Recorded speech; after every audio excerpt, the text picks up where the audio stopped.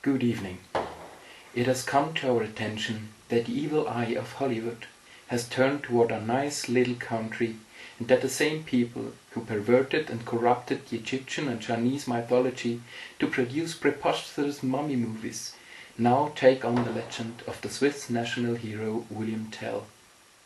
In the face of such a threat to the memory of this noble man, I feel obliged to tell you the true story. The legend of a man who never wanted to be a hero, but who inspired a rebellion just because his knees would bend to no one but God. A man who freed a country from oppressors, just because he would not suffer any harm done to his family. The legend of William Tell, which every child in Switzerland knows by heart. A legend which has nothing to do with romantic entanglements or with American ideals of freedom, equality or independence, no matter what Hollywood tries to sell you. The story I am about to tell is set in the year 1291 in the heart of the German Empire. More specifically, it is set at the northern borders of the Alps, on the shores of the Lake of Four Cantons, which lies in today's Switzerland. The Four Cantons, which have been sovereign states since the events told in this story and are now part of the Swiss Federation, are not very large, but the events they witnessed had a strong impact on European history. Even in 1291 they had a certain significance, since the lake they shared between them was a major hub of European trade from Venice, Milan, Genoa, Baden and St. Gallen. Cartloads of silk, wine, spices, glass and many other goods were hauled over the mountain passes in the south and thence shipped to the north and east. To be even more precise about the location of this story, most of it takes place in the canton of Uri. This canton in the south is packed with high mountains, sheer cliffs and powerful mountain streams.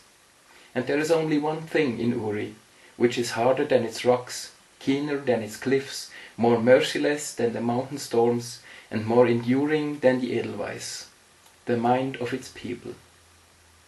While other languages know idioms such as hard as a diamond or hard as Kruppstahl, the Swiss will say hart wie ein Urnergrind, which means in translation, as hard as the head of a man of Uri, because this undoubtedly is the hardest material known to mankind.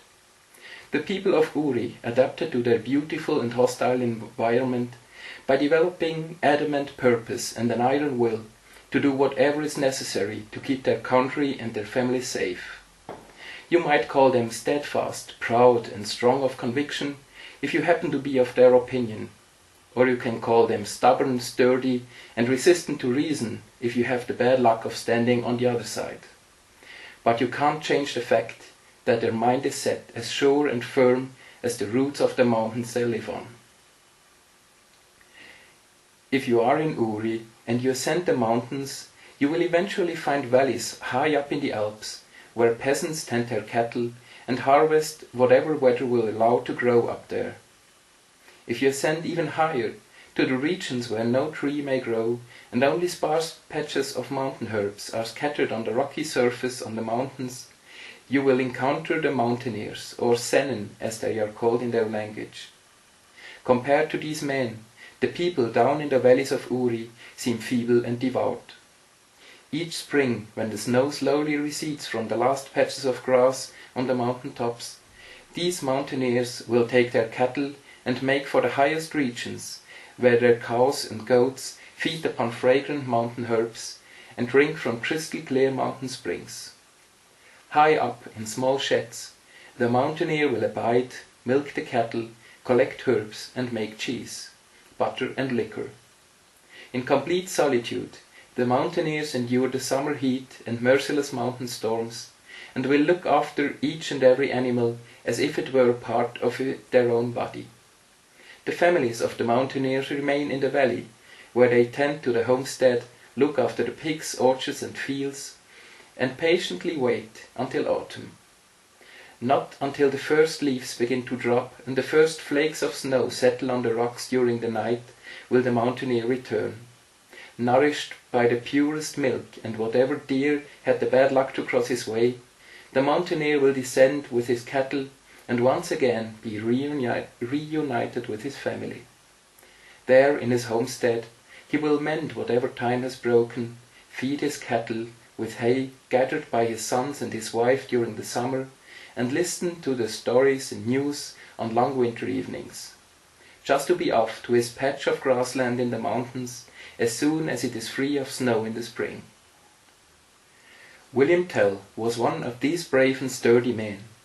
During the cold months he was a loving father and a good neighbor, but as soon as the snow drew back in spring he would leave for the mountain tops with his cows and goats, carrying only a small package of fresh linen, some chosen tools and a crossbow to ward off wolves and hunt for the occasional deer. In his neighborhood, and even down to the villages near the lake, he was renowned for his skill with his crossbow. There was no wolf, eagle or deer that could escape his bolts. Sometimes, when he went down to the market at the lake in late autumn, he would perform trick shots for the children in the town and shoot apples from trees for them. For in spite of his solitary life in summer, he really was a people's person. In the summer of 1291, when William Tell herded his cattle and made delicious cheeses in a little shed some 4,000 feet above the lake, he could not know what dismay befell his fellow citizens far below. All 4 cantons always had their share in the trade crossing their lake. Uri and Unterwalden, because they controlled the mountains and the southern shores. Lucerne and Schwyz, because they controlled the large markets and the routes to the north. The trade brought money, goods and influence to the cantons and let them prosper and bloom.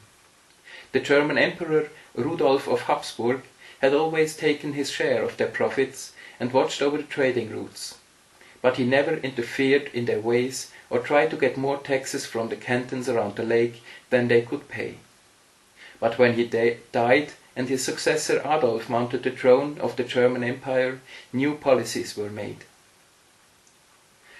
Unlike his predecessor, Adolf did not trust the cantons to rule themselves and manage the important trading routes, so he sent governors called reeves or bailiffs to the lake. They were to gather the taxes, hold jurisdiction, organize the trade on the marketplaces around the lake, and have a watchful eye on the population, lest they try to steal from the emperor. The governor sent to the cantons of Uri and Schwyz was a man called Gessler. Since the people of the 4 cantons were not used to being ruled by a foreigner, Gessler's task was very hard. He was confronted with stubborn, strong and steadfast peasants of Uri who would not accept any law or jurisdiction from outside their own community, lest it came from God himself. Faced with these problems, Gessler made his first big mistake. He tried to break their will. Since the people of Uri did not listen to his judgments and to his laws, and most probably were not willing to pay the high taxes he wanted to collect, he sought for ways to weaken their resistance. He invented absurd new laws just to punish everyone in public that did not follow them to the letter. Men that could or would not pay the taxes were sent to prison. When these measures did not work and a grudge grew among the men of Uri, Gessler tried to imprison everyone that did not show him respect or showed any sign of open rebellion. Soon his prisons were full, and a new solution to his problems occurred to Gessler. He would let the captives build a new prison, larger and stronger than the ones he already had. He would make them work until they could not hold a tool or stand upright. Then they would forget about rebellion and resistance and follow him. The idea seemed to work out, and the building site of his new prison, called Zwing Uri by the people, was starting well. The whole summer the site bustled with rebellious young men, and no one dared to break any of the new laws, lest he would end up building a prison for his own people. Of all these proceedings, William Tell knew nothing. He had no contact to the world below, and passed the summer on his alp, making cheese, collecting herbs, and shooting the occasional cricket with his crossbow just to keep in shape. When he saw the first snowflakes settle in the autumn of the year 1291, he gathered his cattle, his cheeses and his crossbow, thanked God for another year in which he was provided with everything he needed to get himself and all his cattle through the summer, and began the slow descent for his homestead. He was given a warm welcome by his family, and showed them what he had produced during the summer. As they sat at the table this evening and celebrated the return of their husband and father, the family of William Tell did not bother to tell him of the new governor. Gessler had taken no interest in their farm, as they lived some way from the trading routes in a small valley, and they had only heard rumors of his tyranny. And the celebration was hardly the place to indulge in dark rumors. Instead, they told William of the proceedings of the farm, of newly born cattle, of their stocks, and of everyday gossip in the neighborhood. And they listened to William's account of mountain storms, new recipes for cheese, the wild animals he had seen, and the beauty of a small place high up in the mountains, from which he can see the lake and the lands beyond. It was a cheerful gathering, and did not end until late at night. Early next morning, William prepared a cart and loaded it with cheese and milk, some meat and herbs, and other products of their farm. He prepared to go down to Altdorf, a town near the lake, where he could sell these products on the market and buy new provisions for the winter. This year, his son Walter was 10 years old and was allowed to accompany his father to the market. William looked forward to this little trip and was planning to talk to his son about responsibility, farming, and becoming a mountaineer. Walter looked forward to the trip as well, as he seldom had an opportunity to leave the valley and visit the town, and he was proud of his father and enjoyed talking to him. So it came to pass that William and his son Walter left the farm with a cart full of goods and hearts full of joy to the marketplace of Altdorf. William still did not know of the new laws of Gessler, and Walter was far too excited to speak of such matters, so they reached Altdorf in a jolly and peaceful mood. But this was to change shortly. Gessler had anticipated the visit of many farmers from distant valleys this day, and wanted to know the rebellious or resistant ones before they entered the marketplace and were able to talk to each other. So he had the cunning idea to set up a pole in front of the marketplace, on which he put his own hat. He let his soldiers proclaim that the hat held the dignity and glory of Gessler himself, and was to be shown all due respect.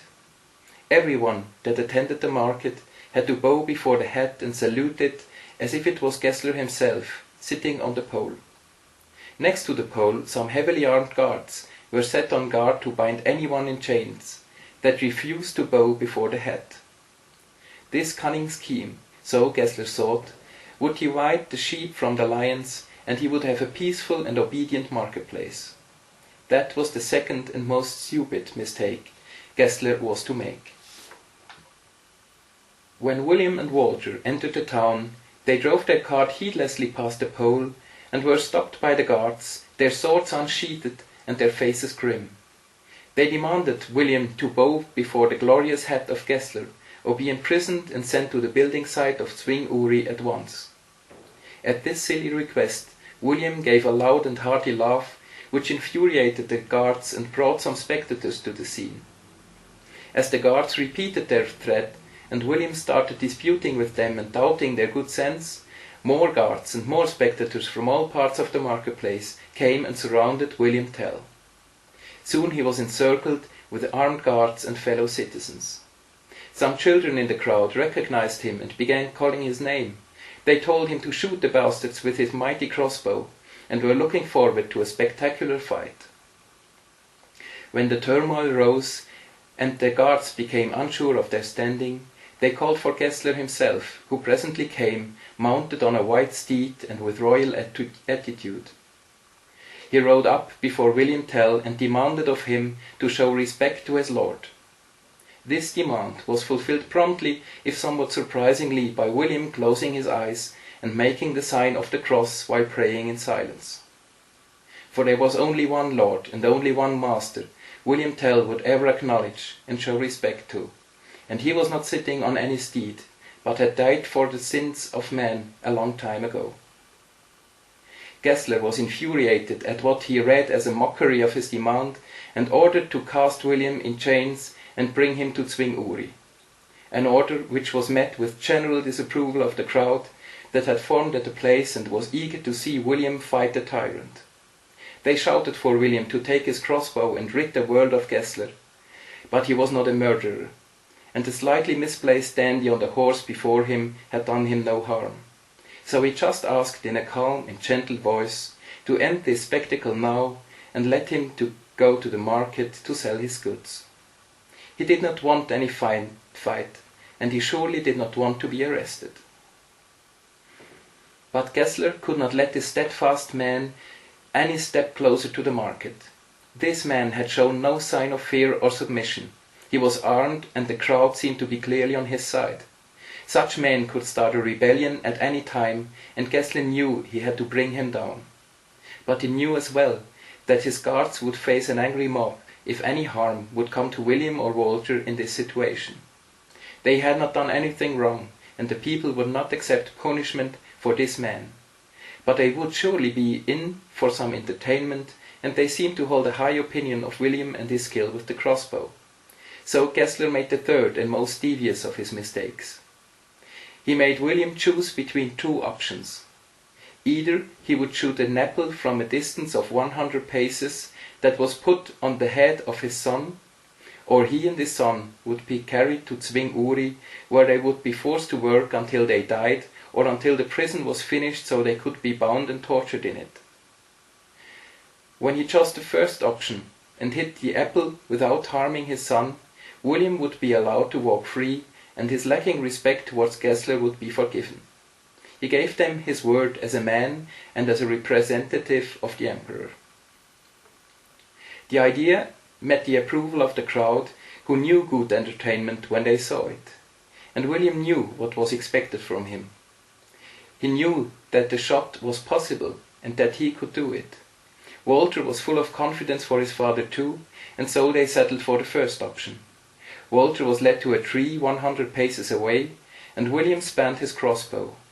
Then he picked 2 bolts from the cart, loaded his crossbow with the first, and chucked the second one in his waistcoat. Aiming the crossbow, he took a deep breath, sent a prayer to the Lord, and pulled the trigger. The bolt sped towards the apple and hit it in the middle, spilling some apple juice on the hair of Walter. No other harm had come to the boy. Screams of joy and awe sounded around the place, and everyone was happy that this threatening situation came to an end. They cheered William and congratulated him on his skill and courage. And Gessler had no choice but to release William and Walter, still not believing his own eyes.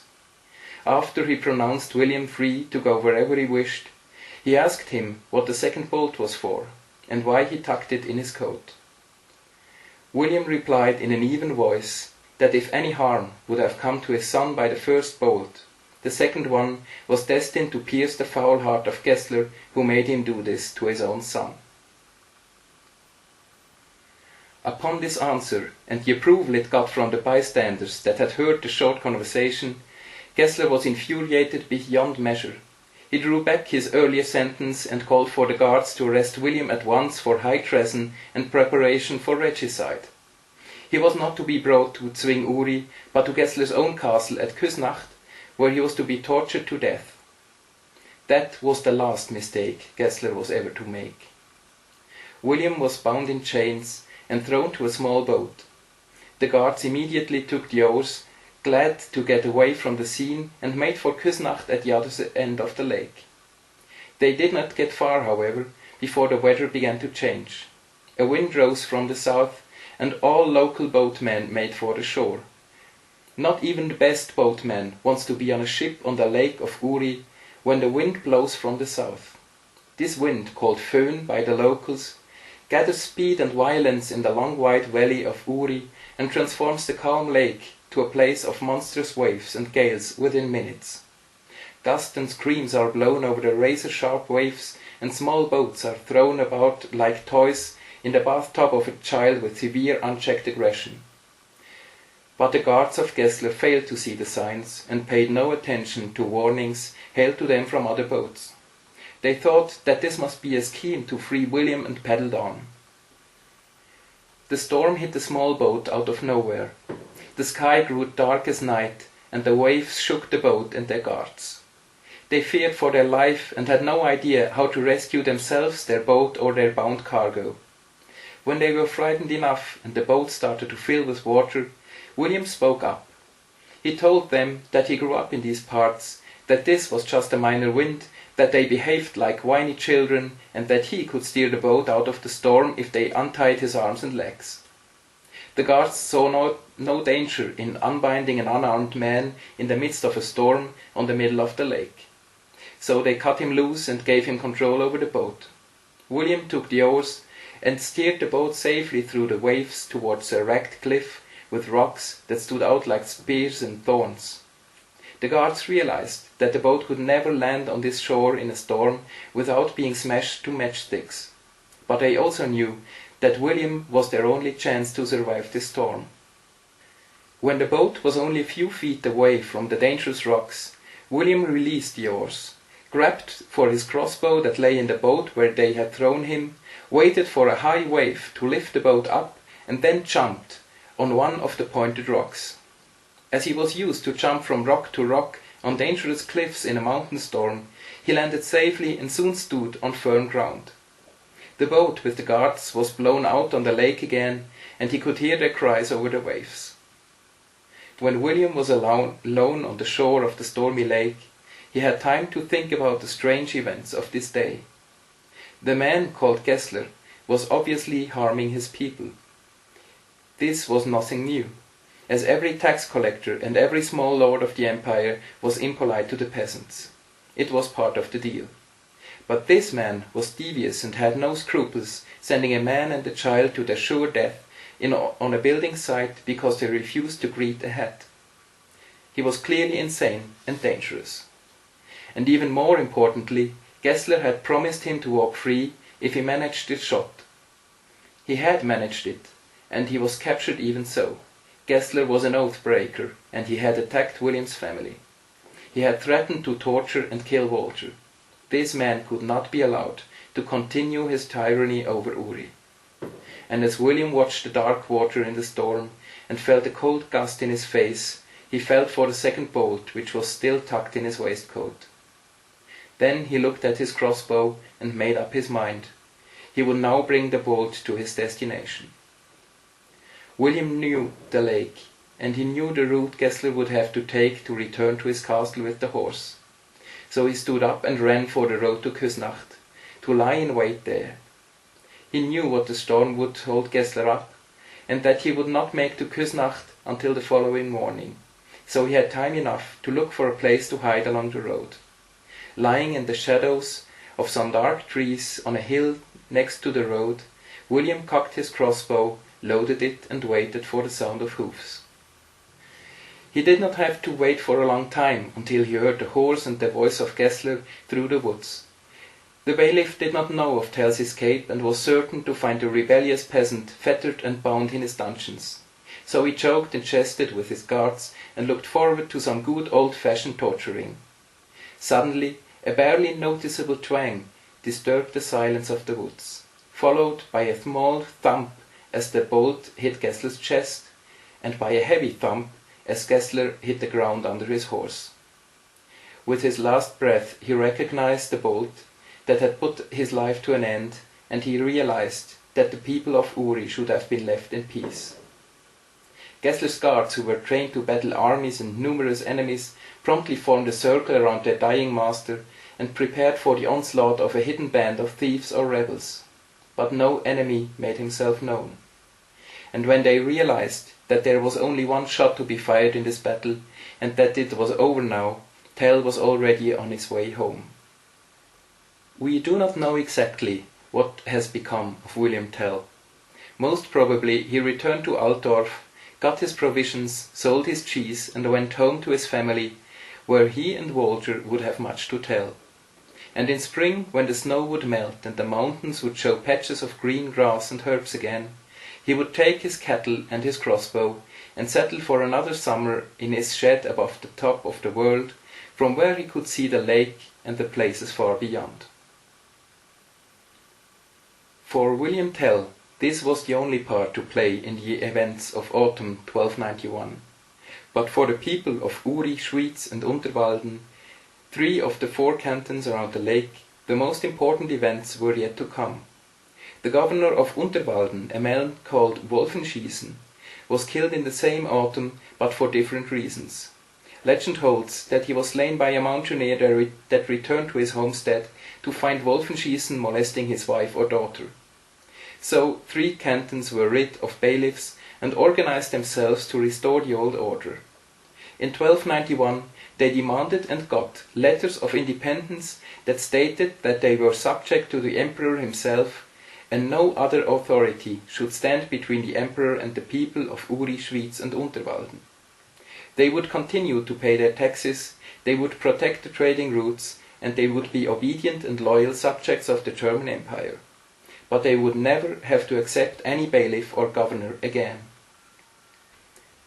In the centuries to follow, the regions surrounding these 3 cantons around the lake made similar appointments with the emperor, and would successively gain independence from small lords and aristocrats that governed them. They would become cantons of the Helvetic Federation and swear peace and protection and loyalty to each other. Because of these oaths, they were called the Eidgenossen, which translates as oath givers or brothers of the oath. And more than 500 years after the deeds of William Tell, the cantons would unite to become one single country, which is today known as Switzerland. The 2 bolts fired by William Tell thus marked the birth of Switzerland and the beginning of its independence. But the deeds of William Tell themselves were not motivated by the strife for democracy. There were no high ideals behind this assassination, no fight.